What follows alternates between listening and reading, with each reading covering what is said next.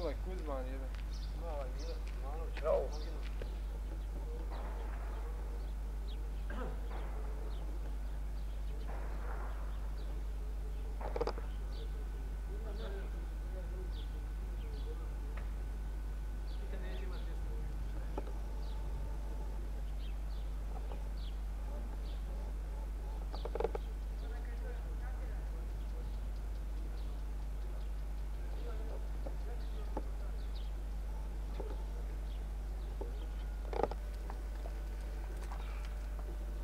Bože, sačuvaj. Ovo nisam.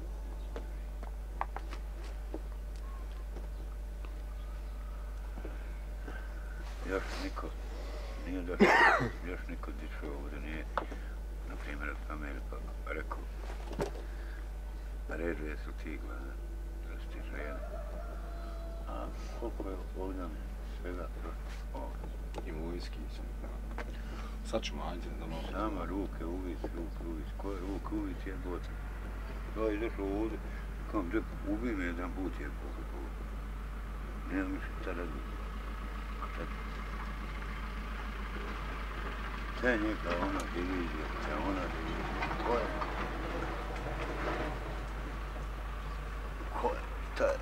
Razgovaramo sa gospodinom Ređom Mladićem koji se nalazi u kriznom žarištu borbenih dejstava naše općine na Čerdaku koji je pretrpio velike ljudske gubitke, velika oštećenja.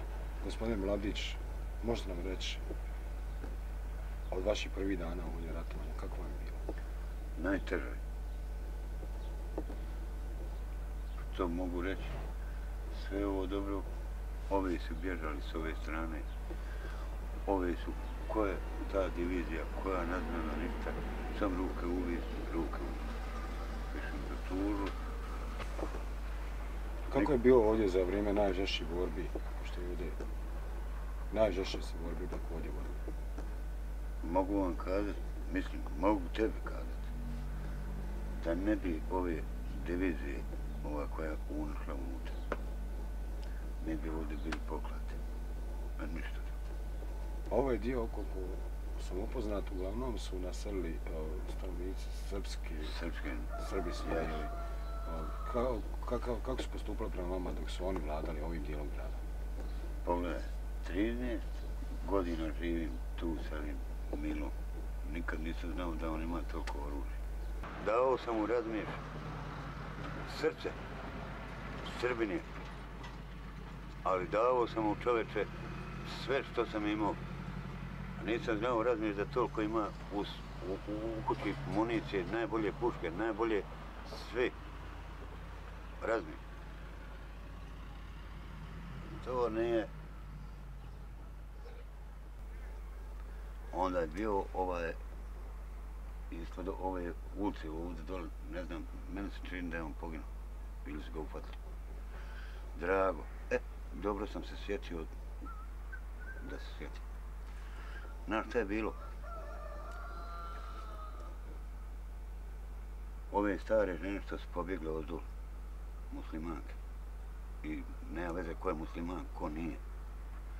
Oni su sakrili ovdje u zečne kuće. A ovoga ovdje.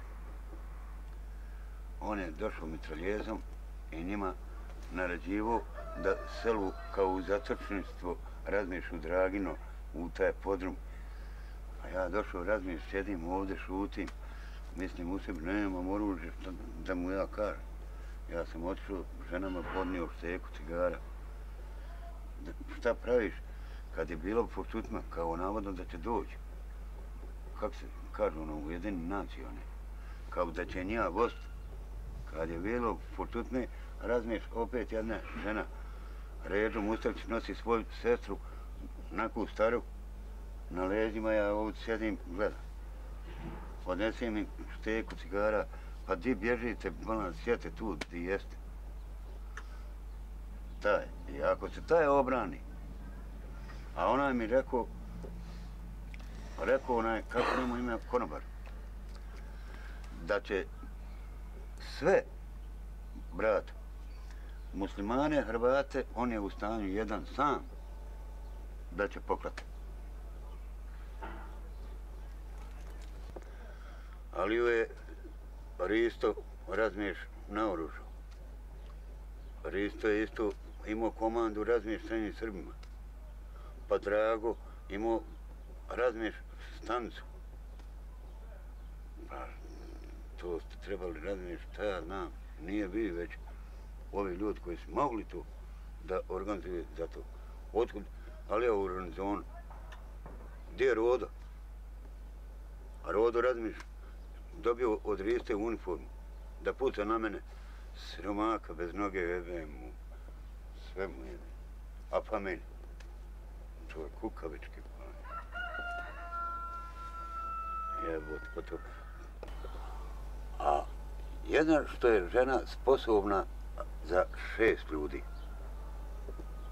Izvadi mitralješca ovoga, baš najgore gdje je bio mitralješca, gdje sam ja otkrio Razmješ gdje je bio. Iz onoga podruma naštara, sam to braco dovode, puca kosti, žena sama. Evo. Joj izvadi, a ovdje ovoga izvadi od te Zagorke, Razmješ mitralješca i našta kaže. Ma jebo ti, kaže, četnički, kako ono kaže, da mu jebe četničku mater, ko ti date taj automat? Ko ti date to? A to je najbolje naoružanje, čovječ. Šta ja znam, vidit ćemo, opet, ako vam bude nešto dok se ja malo presaberem, opet ću vam dati neke izveštaje. Ako dođe, ne mogu sebe uvijek, znaš, ono, nadoći. Najveći krivci za ovo što vidite Srbovi mještani ovdje. Njih niko prvi nije dirnuo. A ovi mještani skošteni koji su poslušali ove pojedince i koji su ih vodili u propast, to su sam sebi krivi. A to su bili 3-4 čovjeka jedino. Da vam nabimentuje sam Mile Popović, Drago Knežević, Kuzman Mile, jer isto bivši milicioner, sad je penzionisan, ali on je bio aktivan ovdje u ovom naselju. Što se tiče koljača, on je poklonio ljude dole po šumske uprave. I tako, to. Naoružanja su dobro iz kasarne, to nema dvomljenja. To je poreklo sve iz kasarne i iz vojnog vrha. Zdravka Udovčića, bila mi je vojna ambulanta, medicinska ekipa je tu bila, Željko Stajčić je bio glavni ljekar tu, on je sad uhvaćen u domu Junaje, imali su ovdje svoju kuhinju, tako reći ovo je bila kasarna, jači izbili od kasarne. Ja vas pružu s veoma jako otpor. Ja, pa on su mislili vam gore Kosovo da će izdrobiti, on su pod vojska je naoružala, to sve oružje dobro iz garnizona da vozili. Dolazi kod nas gore na sastanak, ali neće oni na nas pucati, a svako večer izgore na nas u Kosovu pucati. Ko su glavni organizatori? Glavni imao Risto, onda Blagoja, Mile, Kuzmanović, Risto, bivši milicioner. Onda je bila bolnica vam dolu u Zdravke Udovčića kući. Doktor onaj Starčić je liječio, on je ufaćen gore u pritvor. Što mislite, koji su njihovi motivi? Što je navelo u ovako lijepom životu da radi to što su čuli? Šta će, vidite kuća, ovo je ko u Carringtonove kuće, sredite sve, šta im je falno, nije niko dirao. Ja hoće Srbiju. Nemaš Srbiju, on je došao prije 3 godine, pravi nama dobar barikade u Kosturu, ruše raste. Barikade, ne da posjediš svaki dan tu da je. A on došao 3-4 godine tu, ja će on Srbiju ovdje. Srbija ošto ovdje neće dobiti. A šta mislite, ima li njima života ponovo ovdje? Pa ne bi rekao kako. Pa ovo je kuća on dobro Drage Knježevića bio, ali našli kod njega dosta vojnog materijala, onda je našao kokar i novca, onda srbijanskog, on je glavni isto bio. Ovo njega su vodili prije 2 dana. Četnik opasan bio, To je kuća od Mile Kuzman, on je bio njima komandir, isto glavni bio, među glavnim je bio četnik. Našli isto municije, nešto nisi našli vojnog materijala, od garnizona, sve. Sve kod njega našao, ne glavni bio. Komandir nije ovo.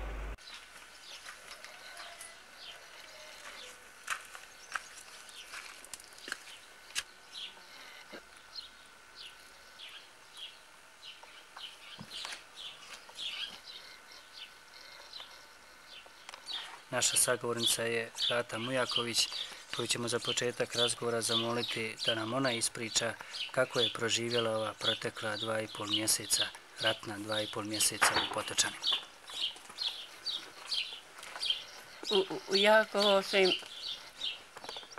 stanju.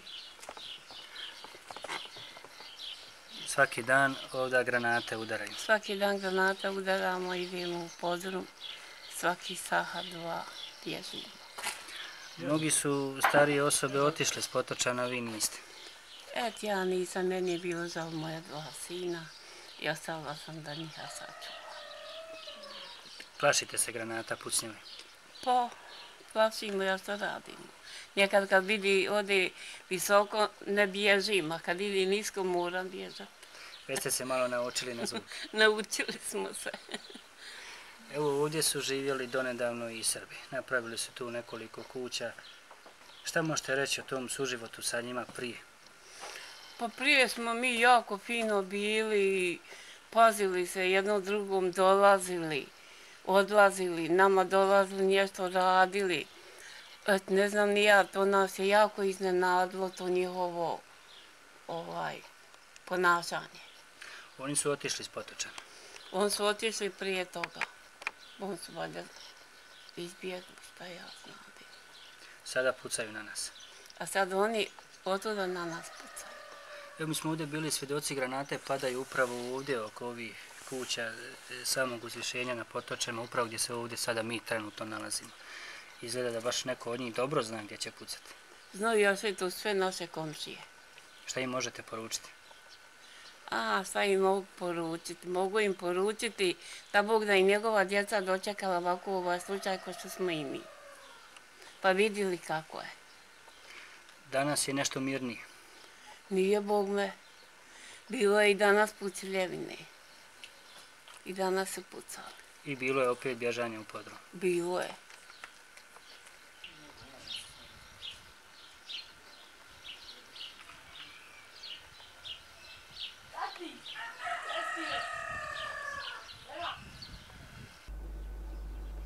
Da ova glupost što se radi ovdje nije proizvod ni Miloševića, ni Karađića, ni Izbjegovića, već je proizvod naše gluposti. To nismo pismeni dovoljno, to je jedno. I drugo, mogu poručiti da pomogne svakome sada koji je ostao živ, da ne opet mržnje nikakve, razumiješ? Čovjek je čovjek, da li je vaki ili naki, pomozi ga, dijete je dijete, pomozi ga, da ostanemo pri sebi onako kako treba.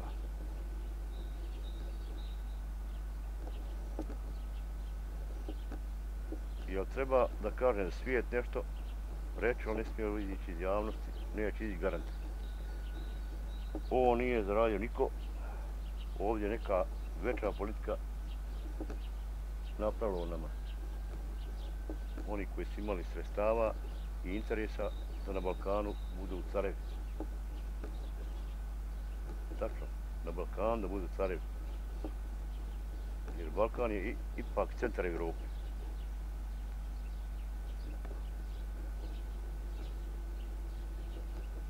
Ako treba kome da objasnim ko su ti, ne treba objašnjavati. Ti dovoljno svjesni toga. Dovoljno mi je sam da sačuvam ovaj narod, da ide više na posao, da idu sijati pšenjke, da idu hraniti kokoš, što ja moram raditi.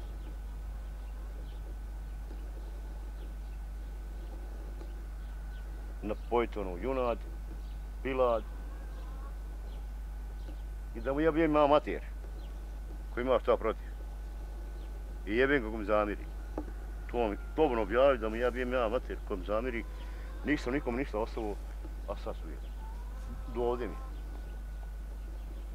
Pilad moja, ova tara moja, vidiš kako se kokoš ko mene. Ovdje. Vidite ovoga. Trkao sam radeć ovdje, i ovdje, i ondje, i sve poruke. Ali mu jebem mater interes, ko je to imao. Svi su bili knezovi, hoće još knezova, osim knezova. Hoće Rijecu kneza, hoće onoga Zdravog Kneza, hoće onog Blagaja, neki u pičku maternu, ne znam za onoga Milu, ako ga iko slobodi duše, ja ću ga sloboditi Milu. I onog svog prijatelja duša mi ga ovako boli. Ili ću ja slobodu duše ili ostaja. Naselio ga ovdje, hranio ga ovdje, napio ga ovdje, omogućio mu da napravi kuću, omogućio mu da živi. I usranim se. Mutko, on je rekao da će ovdje biti mitraljsko gnijezdo. Pa tačno ovdje kaže. Mohamede, na tvoje setničko njam bit će mitraljsko gnijezdo. Dobro, rekao, mora biti, da će biti, ali bit će moje, neće tvoje. Kaže, to su oni Tadić, Oško Mupov. Oško kada brani, kaže, svoj narod. Pa normalno, ako je Hrvat, brani svoj narod. To je sad tu nedavno. Prvo kad pukne, njihova će kuće. Ako njihove kuće odu, ja bola ne tukac. Nemam ja ništa, imam moj drugi čekić onaj, moj 11 čekića je bio. Ja kažem, ako njihova kuća jedna, za 2 minute ovo će biti ravno sa zemljom. Rekao se, malo misli, malo. Pošto se tu nije, Mogu samo ovo da kažem. Na pragu mi je 70 godina. Ovaj rat, danas što jest, ovo je jedan usrani rat.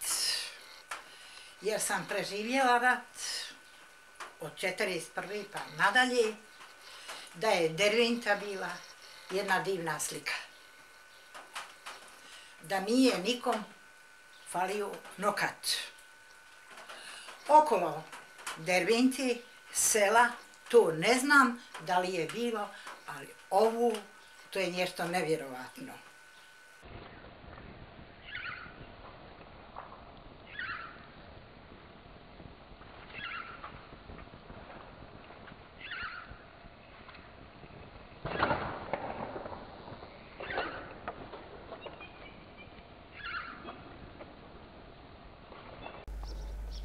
Ja sam građanin grada Dervente, rođen sam 36. godine,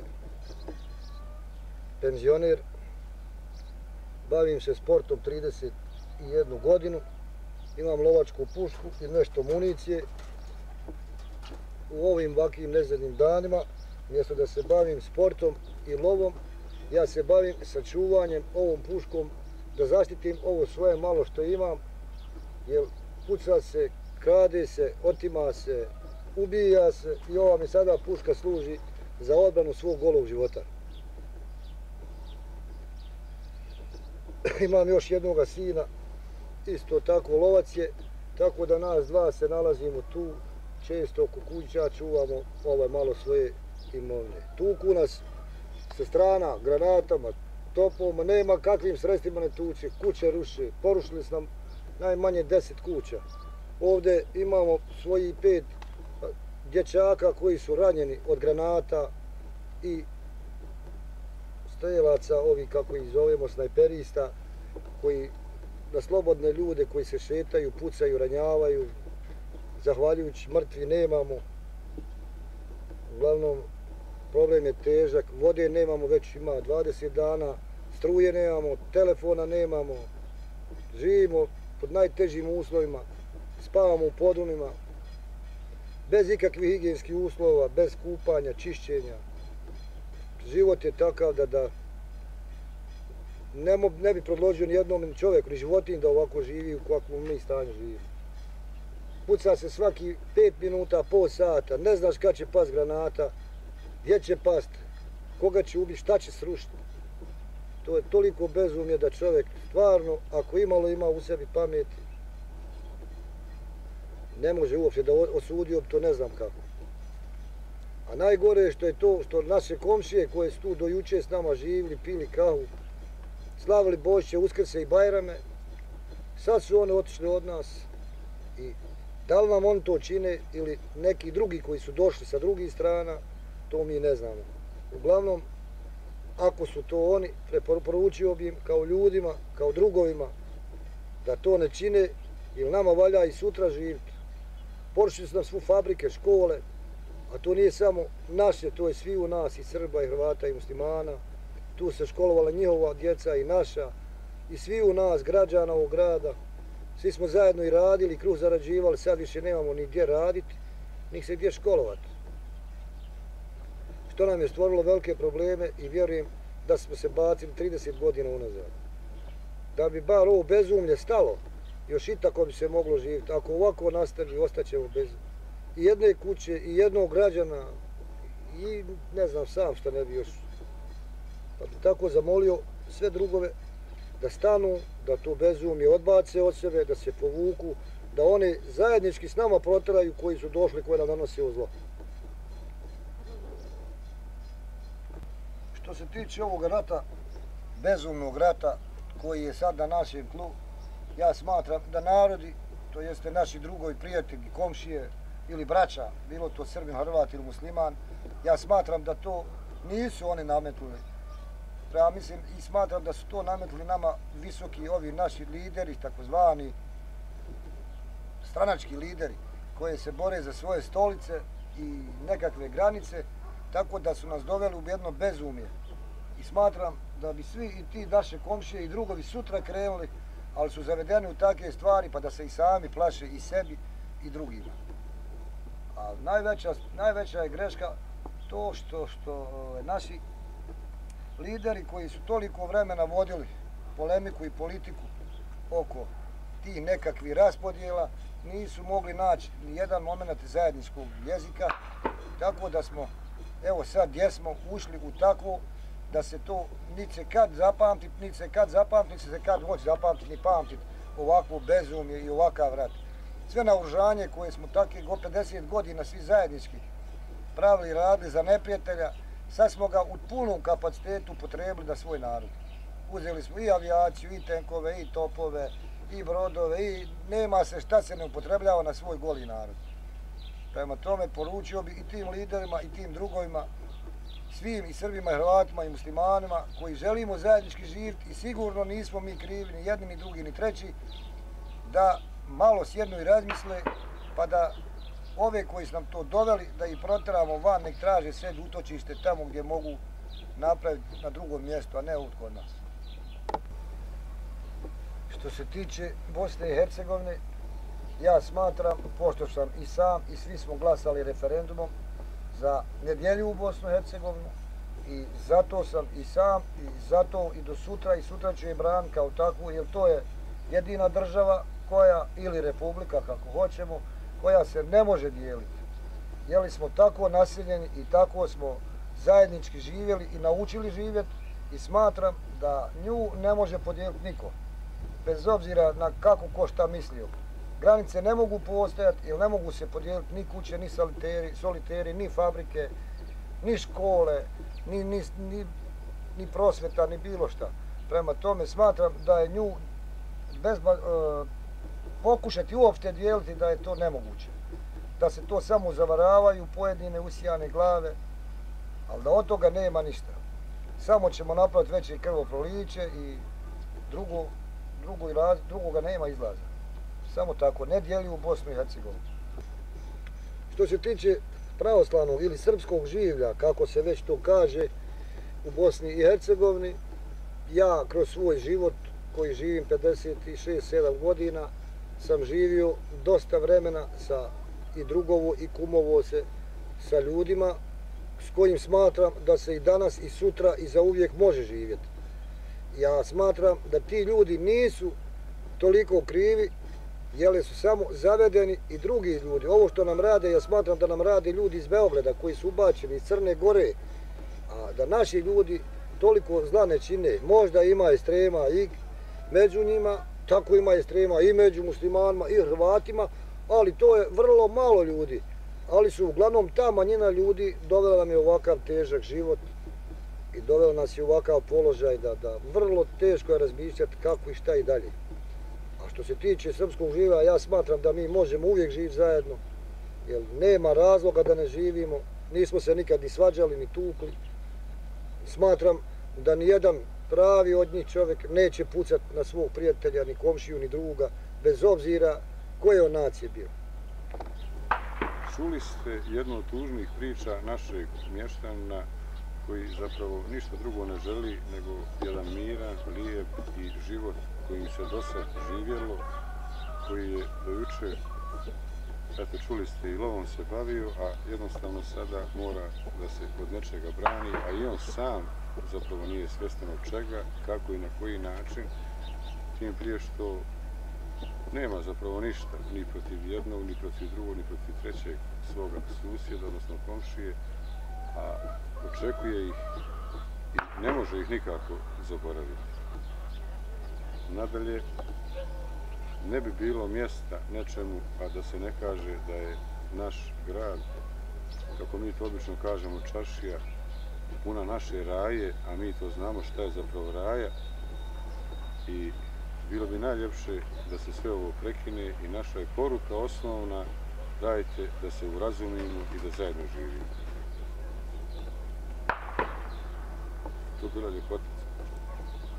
Ne, sad smo isprovocirali. Izbacit ćeš nešto dati.